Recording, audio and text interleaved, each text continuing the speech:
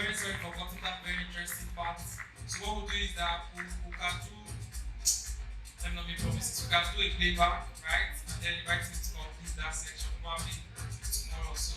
But very importantly right now, ladies and gentlemen, are you guys still with me? Can I see me say hi? Alright, beautiful. Now, just before we go to the last section, this is amazing, America. Can we get the prediction again? So I was informed that some people are making a prediction, but the judges are finding it difficult to collate your prediction. So they decided to make a specific tweet. If you go to blockchain Twitter handle right now at Block Hub Africa, you'll see the prediction tweet. Go on the comment section and make a prediction again. And stand the chance to win our amazing money and all the paparazzi that follows winning it. I really want Ghana to win. And my prediction was 2-1 for Ghana to win. Let's see if it will work. If it doesn't work, it's still fine. So make your prediction and it will be all good. Now we are getting the last phase of today's section. Today was supposed to be disco, and I totally understand. I anticipated it. We would have even brought the comedian to come and crack us up a little bit. But it's like I was studying comedy in my next career, like the future to come. So I'll crack you guys up. But now we're going to have the last section, which is interesting. But just before we do, can we celebrate Emeka for his wonderful session? Celebrate him one more time. All the people who are for this program, all shall help me. We're about to do the deliverance session. Let everybody that's for this program come inside. We don't want any demon to leave here. We're going to have an interesting session right now. So please, everybody that's for the program, if they are crossing outside, bring them in. There's something that will come in very soon for you to like chill your body. So just chill, it's going to come in. Like what every other person does, but this time around we interface with blockchain. So today, I'll be taking as many as possible on an interactive section of building blockchain indexers. So I don't know if I should give a brief of what an indexer is here, but I mean, in the workshop I'll give more details. So see you there. Thanks. Celebrate him now, he's an amazing guy.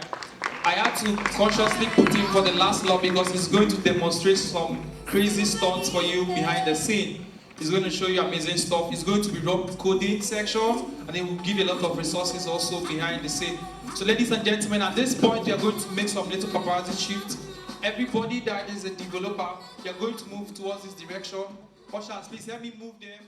Explain it like I'm 5. Indexer is just, it takes something from one source and then makes it available in another source. So within the context of what we're talking about, you have, so usually when you build blockchain solutions, the solutions are cross-board. You can't just write smart contracts and say you're a blockchain engineer. Most times if you work for blockchain companies, you notice that there is little smart contract you're required to write.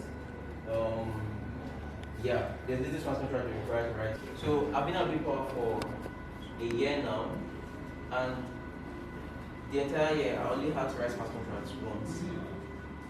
When we wrote smart contract wallets for multi-tenancy applications. More on that later. But then, from when I joined them up until now, there's not been any smart contract listening to write. Sometimes it's the nature of the company though, but yeah, I'm just saying that if you're going to be a blockchain engineer, it's going to be like an end-to-end thing. You can't just write smart contracts and be a blockchain engineer. Why build indexers in the first place? So the reason is that several times when you write the program, when you write the smart contract, you have data that lives on the blockchain, right? And so let's take this scenario where you need some data on the blockchain in your UI. But then the data is not, it's not like it stays variable that you just say fetch this and give me this. Maybe you have to compute something. So maybe I have to compute this from this, and then perform some computation and display. You can't afford to be, that's too much load for you to do on the front end. And even if you dare to do it, obviously it will take the performance toll on your application.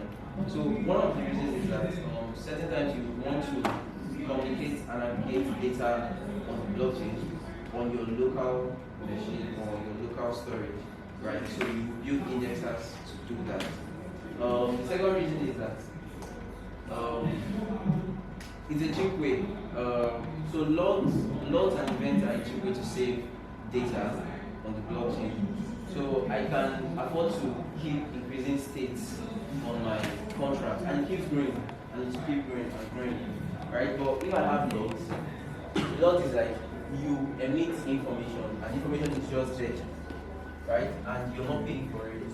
So it's a cheap way for you to save data. You build indexers to take advantage of that optimization, sort of. Yeah, so we'll dive deep into logs later on. I think my favorite part of this thing, what I actually want to explain before we go on to the actual workshop, is log blooms. So log blooms is actually how your say your get clients can afford to, say you send a query to return all the tokens sent from so time to so time to so person. It's relatively fast if you have interacted with guest clients directly. It's relatively fast, right? So log bloom is the reason why this is possible. So that's like the hallmark of the entire this particular presentation before we actually go to the code. So I just wanted to say that before we continue. So generally, indexers work in different ways. So I came across this when I was at QOB. We built an NFT marketplace, but I was on the back end, and then several times we needed some information from the blockchain. So then it just seemed like a simple task. I just query, and then at a point I noticed. Let me just run through the process. So then I was using WebSockets. I would use WebSockets to connect to the RPC and then get effects. But then there are downtimes. Your RPC could have downtime, one. Your server itself could also have downtime. So what happens? You miss all the events that happen. And imagine if it's like very critical information that you need. So transaction roots, it's like a transactions argument. It contains what you would use to reconstruct a transaction.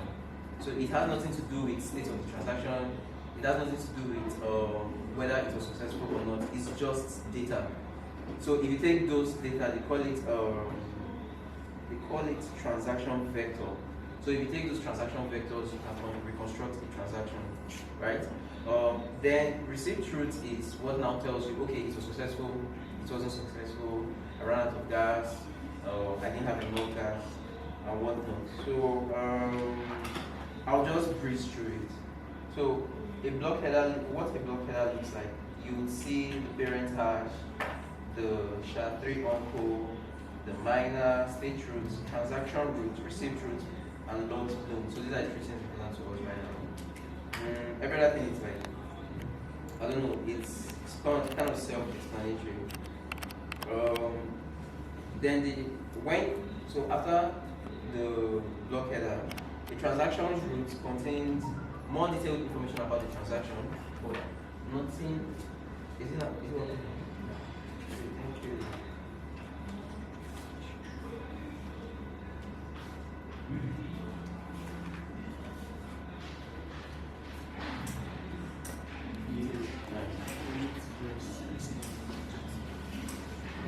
Okay, so this is a transaction root. So this is talking about transaction vector. So you have type of transaction. Can you expand? Okay.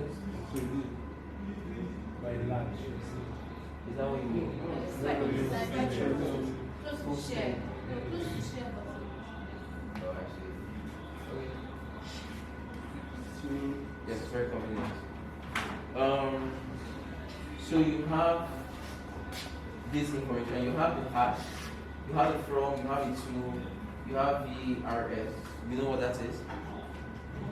It's if you take the signature of a transaction, you can break it down to 3 bits. So I don't know the exact bits, but from 0 to 32, so it's not that 64 bits, you understand? So that's how you get the VRS values. You have the input. So for every transaction, you have 32 bits per input. That's why you would see that some of the inputs are padded. So you have, this is one, this is something, right? And then, sorry. Yeah. And then we now added this information to contain, so it can fill up the storage assigned to it, the memory assigned to it. So this thing is just the input data. Then obviously gas, max fee per gas, max priority fee per gas price, notes, and time. So this is transactions data. Next is receipts data. So this now has more information about whether or not the transaction went